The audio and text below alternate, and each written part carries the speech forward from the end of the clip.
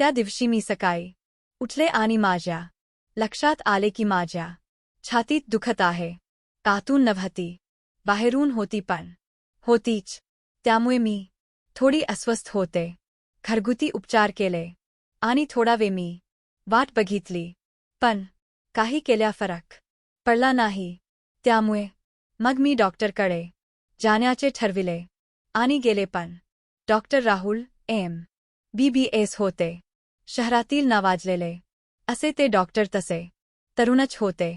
मोठ्या कॉलेजमधून त्यांनी पदवी घेतली होती आणि पुरे परदेशी डॉक्टरचा अभ्यासक्रम पूर्ण करून ते नुकतेच आले होते. परदेशी राहिले असल्याने त्यांचे राहणीमान, चालणे, बोलणे इत्यादी खूपच चांगले होते. मी आजवर हे ऐकूनच होते.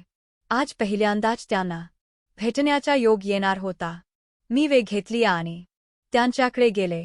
आत त्यांच्या केबिनमध्ये गेले आणि क्षणभर थबकलेच.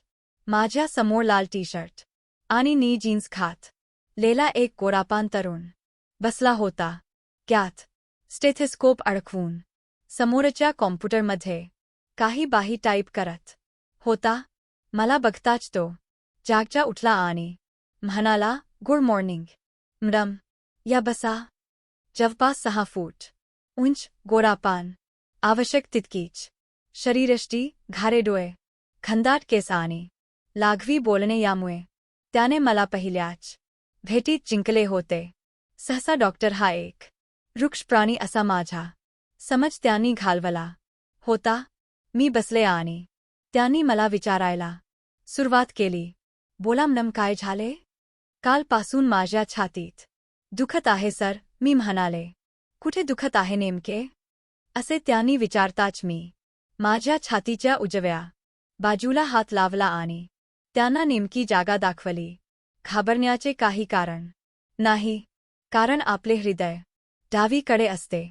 त्यामुळे हृदयविकार किंवा काही असेल असे प्रथमदर्शनी तरी वाटत नाही. पण कदा तुम्हाला तपासू द्या, असे म्हणून त्याने ज्ञातील स्टेथोस्कोप कानात घातला. त्याने हलक्या हाताने माझ्या छातीवर स्टेथोस्कोप माझ्या छातीवर ठेवला आणि अलगद ते मला तपासू लागले. तपासता तपासता त्यांचा हात कधी कधी माझ्या छातीला लागत होता. त्या तेवढ्याशा स्पर्शाने देखील माझ्या भावना जागृत होत होत्या. मला तपासून त्यांनी मला गोळ्या लिहून दिल्या आणि मी बाहेर पडले. त्या रात्री मला काही केल्या झोप लागेना. डोक्यात केवळ त्यांचाच विचार होता. मन बेचैन होत होते.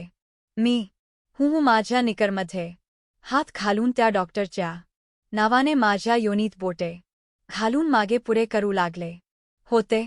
त्यांच्याशी मी संभोग करत आहे असेच मला वाटत होते. ती रात्र मी त्यांच्या विचारात हस्तमैथून करण्यात घालवली. पुढे जवळपास 1 महिना मी त्यांच्याकडे जात होते.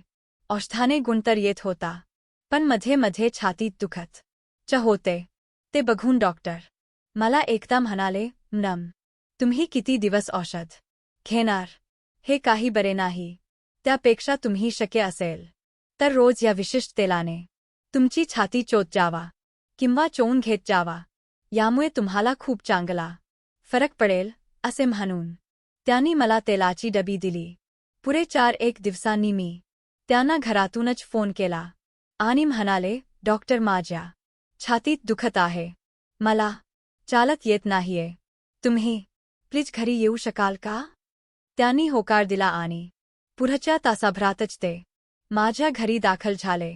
घरी नेमके कोणीच नव्हते, त्यामुळे मीच कसेबसे दार उघडले आणि माझ्या बेडवर जाऊन पडले. त्यांना बघताच मला थोडे बरे वाटले. रोजच्या पेक्षा आज ते जरा जास्तच चांगले दिसत होते. काय झाला मॅडम? तुम्ही मी दिलेल्या तेलाने मालिश करून घेता की नाही? त्यांनी मला विचारले. अहो सर, नाही ना. घरी कोणी करत नाही मालिश आणि मला माहीत नाही की ते नेमके कसे करायचे आहे ते, त्यामुळे मी नाही करत. तुम्ही आलाच आहात तर कृपया मला दाखवाल का? मी म्हणाले. त्यावर ते विचार करू लागले. हे बघून मी म्हणाले, सर, का ही काळजी करू नका. मला काहीच प्रॉब्लेम नाही आहे, तुम्ही मला दाखवू शकता असे मी म्हणताच ते तयार झाले. शेजारी असलेली तेलाची डबी त्यांनी घेतली आणि मला पाठीवर आराम झोपायला सांगितले. त्यांची शरीरयष्टी जशी मजबूत होती तशी माझी फिगर पण काही वाईट नव्हती. कडक फिगर ची मी माझ्या भरदार छाती आणि गोलाकार नितंबामुळे पंचक्रोशीत प्रसिद्ध होते. लोक माझ्यावर फिदा होते. मी पाठीवर झोपले आणि माझ्या श्वासोच्छवासामुळे माझ्या छातीचे उभार एक सारखे वर खाली होत होते. त्यांनी हलकेच माझ्या छातीचा पदर बाजूला केला. माझ्या निळ्या रंगाच्या ब्लाऊज मधून माझ्या छातीची फाट त्यांना स्पष्ट दिसत होती. त्यांनी थोडे तेल हातात घेतले आणि माझ्या छातीवर ओतले. मग अलगद हाताने गोलाकार त्यांनी त्यांचा हात फिरवण्यास सुरुवात केली. शेवटी एका पुरुषाचा हात होता तो. मला कसेसेच होऊ लागले होते. गोल गोल रवत ते माल समजावू लागले. हे बघा मॅडम, अशा हलक्या हाताने या भागावर तेल मसाज करायचा, तेही रोज, म्हणजे तुम्हाला काहीच होणार नाही. आणि हो जर थोडे खाली केला आतल्या बाजूला तर अजून जास्त चांगला फरक पडेल. सर दाखवा ना मग कसे करायचे ते पण. मी असे म्हणताच त्यांच्या चेहऱ्यावर आलेली खुशी मी ओळखली. त्यांनी लगेच माझ्या ब्लाऊजची बटणे सोडायला सुरुवात केली. एक एक करत माझ्या ब्लाऊजची बटणे त्यांनी खोलली आणि लाल रंगाच्या ब्राचे त्यांना दर्शन झाले. तुम्हाला काही अडचण नसेल तर मी तुमची ब्रा पण काढू का? तेल लागून ती खराब व्हायला नको असे त्यांनी म्हणताच मी हसले आणि म्हणाले, हो हो कारा, एकदम बिनधास्त. त्यांनी माझी ब्रा पण उतरवली आणि माझे भरदार उरोजटन कण बाहेर आले. गोरेपान गोलाकार असे ते उरोज बघून त्यांची नजर वासनांत झाली. त्यांनी पुन्हा एकदा तेल माझ्या छातीवर ओतले आणि हाताने गोल गोल फिरवायला सुरुवात केली. छातीच्या सगळ्यात वर असलेला त्यांचा हात आता माझ्या स्तनाग्रावरून फिरू लागला. सुरुवातीस हलकेच फिरणारे हात आता थोडे ताकदीने सिरत होते. त्यांच्यात झालेला बदल मला पूर्णपणे जाणवत होता. मी काही बोलले नाही. छाती चोळण्याच्या बहाण्याने त्यांनी आता माझी स्तनाग्रे चोळायला सुरुवात केली. त्या स्पर्शाने माझी स्तनाग्रे कमालीची कडक झाली. माझे लक्ष त्यांच्या पंटकडे देखील होते. त्यांच्या पंट मध्ये एक वेगळीच व केव्हाची चालू झाली होती. मला समजले की त्यांना पण आता संभोग हवा आहे. मला तेच हवे होते.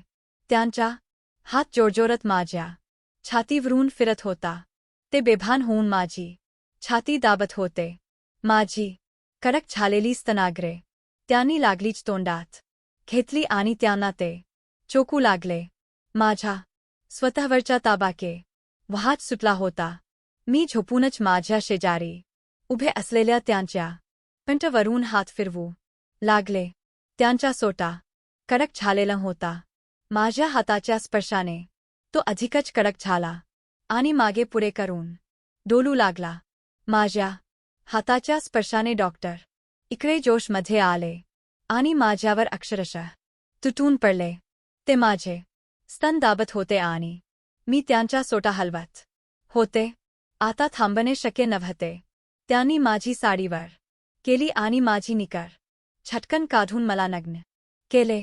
माझी साडी पूर्ण फेडायची शुद्ध पण त्यांना नव्हती.